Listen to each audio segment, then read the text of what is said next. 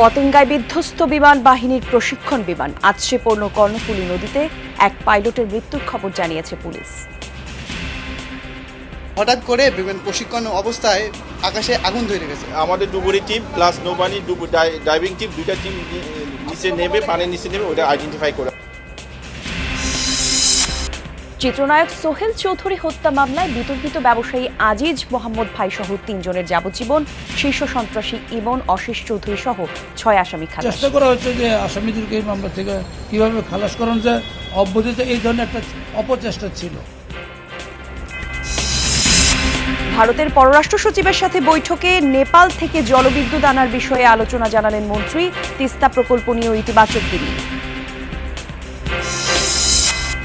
একলিকে 10 প্রকল্প অনুমোদন, নিজের নামে প্রকল্প গ্রহণ না করতে প্রধানমন্ত্রীর নির্দেশনা। সরকারি বাণিজ্যিক প্রতিষ্ঠানগুলো পুঁজিবাজারে আনতে অনুশাসন।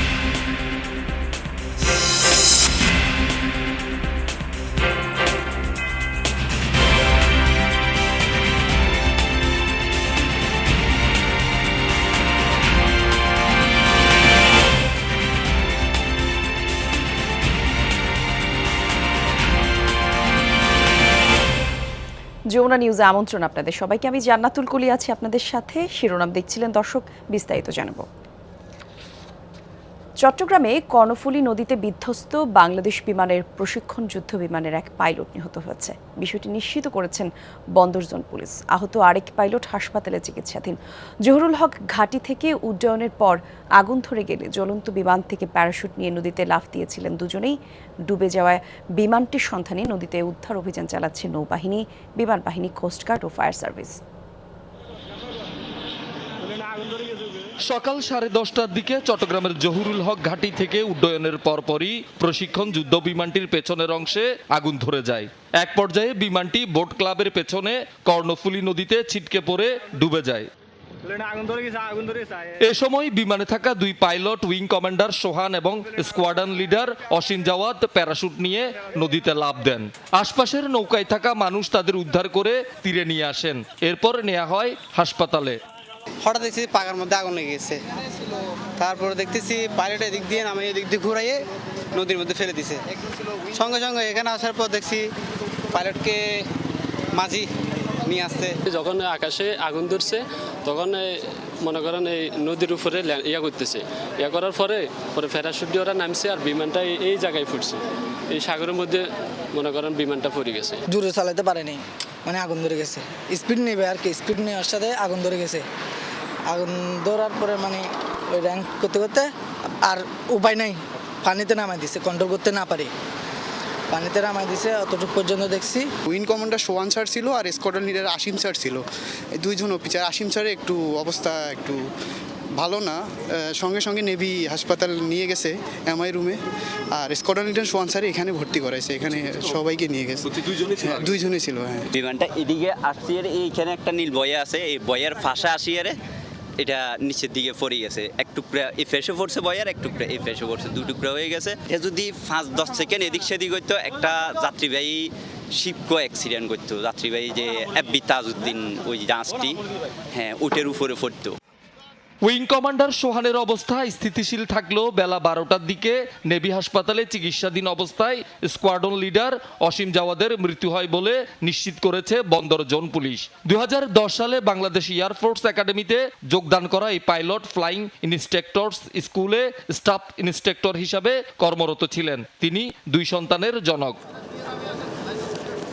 ঘটনার পরপরই ডুবে যাওয়া প্রশিক্ষণ বিমানের সন্ধানে কর্ণফুলী নদীতে উদ্ধার অভিযানে নামে নৌবাহিনীর বিশেষায়িত সোনার নৌযান এবং উদ্ধারকারী জাহাজ বলবান।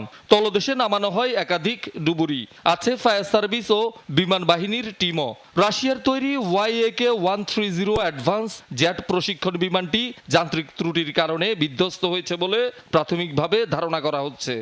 সোলার মেশিনটা আসলে ওই সোলার মেশিন দিয়ে ওটাকে আইডেন্টিফাই করবে। আইডেন্টিফাই করার পর ওদের ডাইভিং টিম, আমাদের ডাইভিং টিম নেমে ওইটাকে শনাক্ত করে তারপর ওটা টেনে নিয়ে আসবে। আনুমানিক কতদিন সময় লাগতে পারে? কতদিন না, ইনশাল্লাহ দেখা যায় যে ঘন্টা 2-এর মধ্যে আশা করে হয়ে যাবে আমার মতে।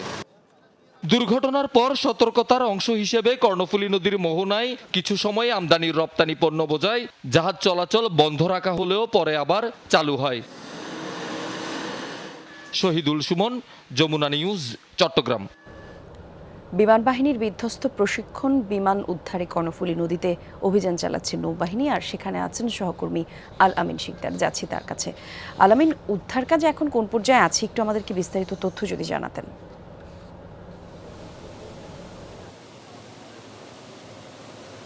কলি, আমরা কিছুক্ষণ আগেও কর্ণফুলী নদীর যে জায়গাটিতে হচ্ছে গিয়ে প্রশিক্ষণরত যে বিমানটি ছিল সেটি যেখানে বিধ্বস্ত হয়ে পড়েছে সেই জায়গাটিতে আমরা ছিলাম।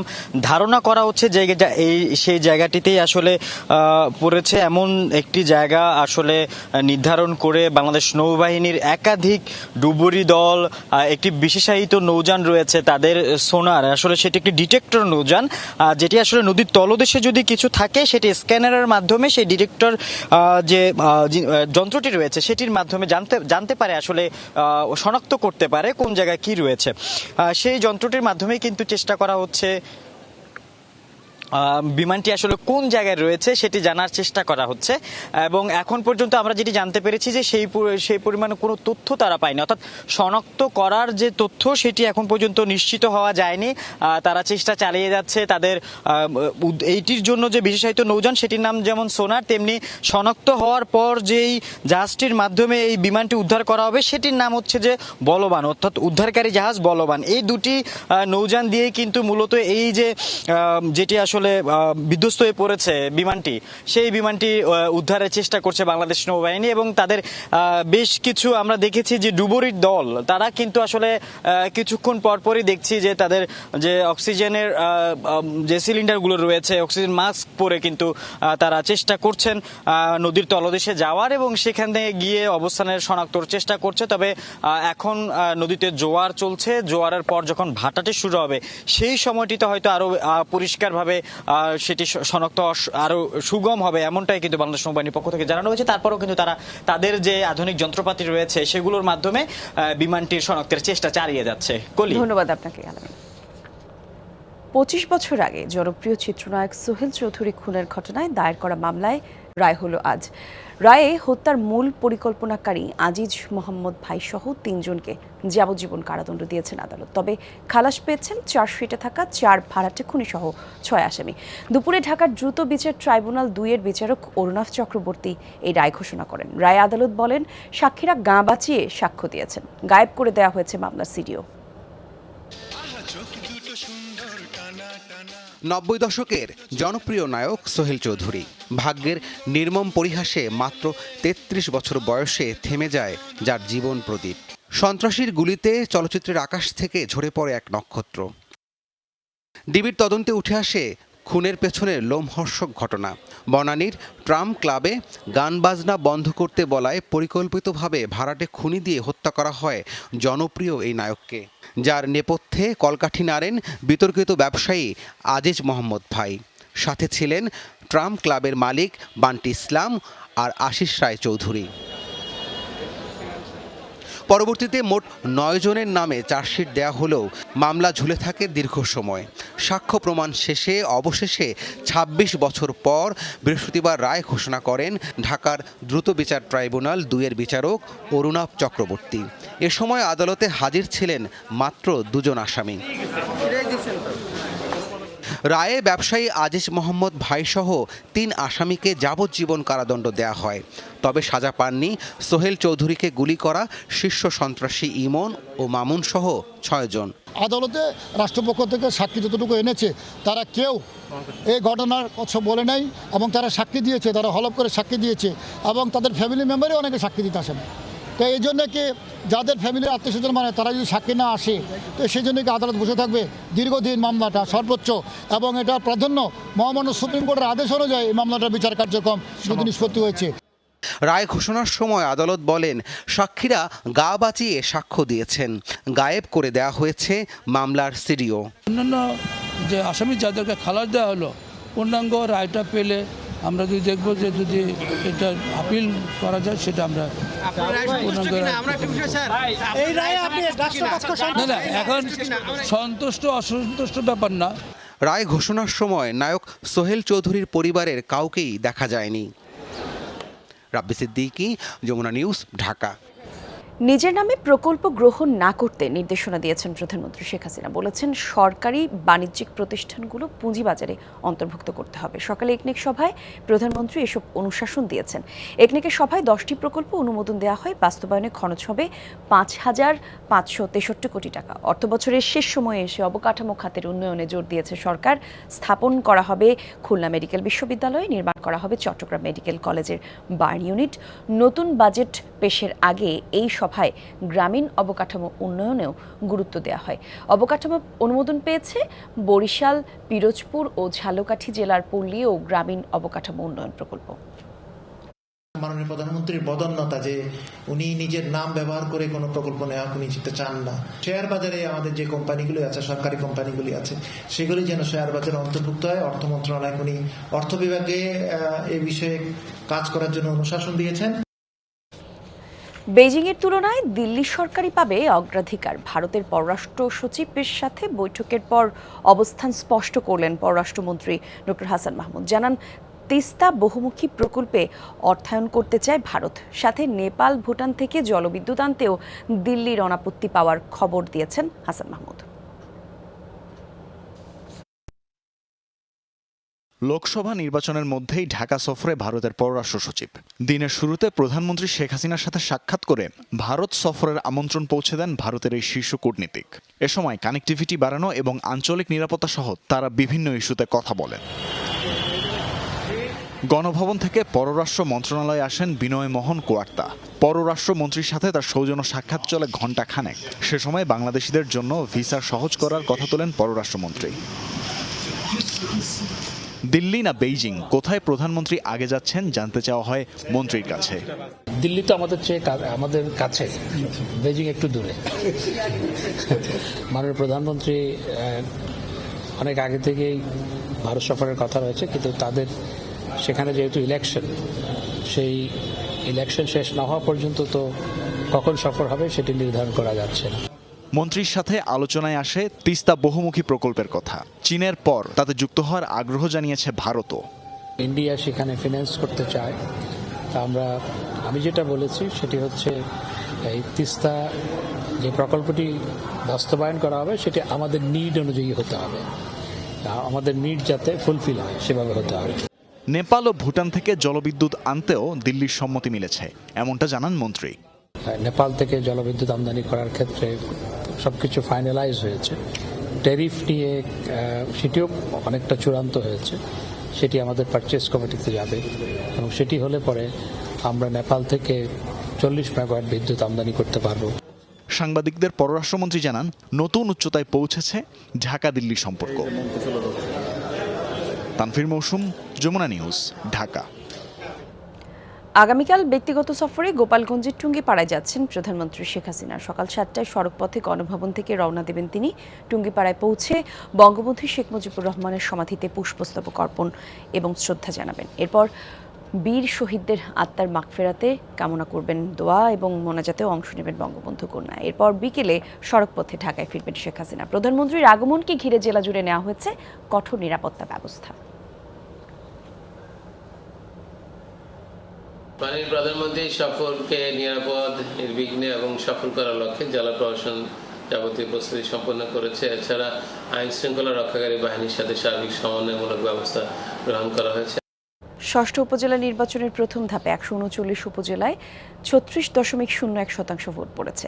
সব রাজনৈতিক দল অংশগ্রহণ করলে ভোটার উপস্থিতি বাড়ত বলেছেন নির্বাচন কমিশনার মোহাম্মদ আলমগীর। দুপুরে আগারগাঁও নির্বাচন ভবনে সাংবাদিকদের এই তথ্য জানান তিনি। বলেন, সবচেয়ে কম ভোট পড়েছে কুষ্টিয়া সদর উপজেলায়, সেখানে ভোট পড়েছে 17%। সর্বোচ্চ ভোট পড়েছে জয়পুরহাট জেলার খেতলাল উপজেলায় এবং 73.01%। আর ইসি আলমগীর বলেন, নির্বাচনে ছোট 37টি ঘটনা ঘটেছে। এসব ত্রুটিকে বড় করে দেখার সুযোগ নেই। 2 প্রিজাইডিং কর্মকর্তা অবহেলা করায় একজনের বিরুদ্ধে মামলা এবং আরেকজনকে জেল দেয়া হয়েছে বলেও জানান তিনি। বলেন, ধান কাটার মৌসুম এবং বৃষ্টির কারণে ভোটার কম হয়েছে। বিএনপি নির্বাচনে অংশ নেয়নি, এছাড়া জাতীয় পার্টির প্রার্থী ছিল কম, এমন বিভিন্ন কারণে ভোটার উপস্থিতিই ছিল কম।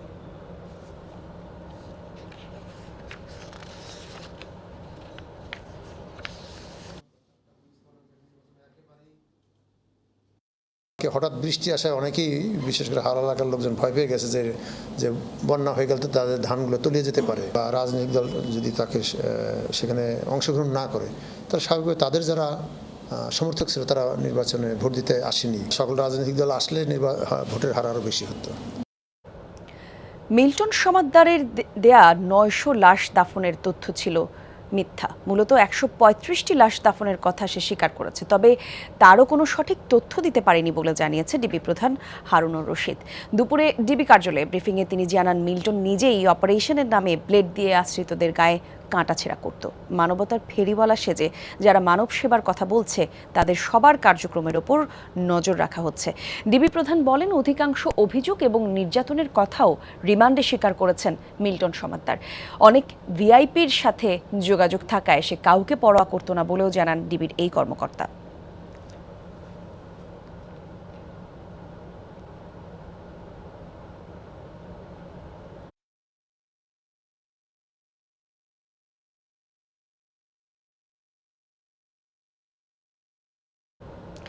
ডোনাল্ড লুর আসন্ন ঢাকা সফরের প্রস্তুতি নিয়ে পররাষ্ট্র সচিবের সাথে বৈঠকে বসেছেন মার্কিন রাষ্ট্রদূত পিটার হাস। সেখানে আছেন সহকর্মী মাহফুজ মিশু। যাচ্ছি সরাসরি তার কাছে। মিশু, একটু জানাবেন পররাষ্ট্র সচিবের সাথে আজ কি কি বিষয় নিয়ে আলোচনা হয়েছে?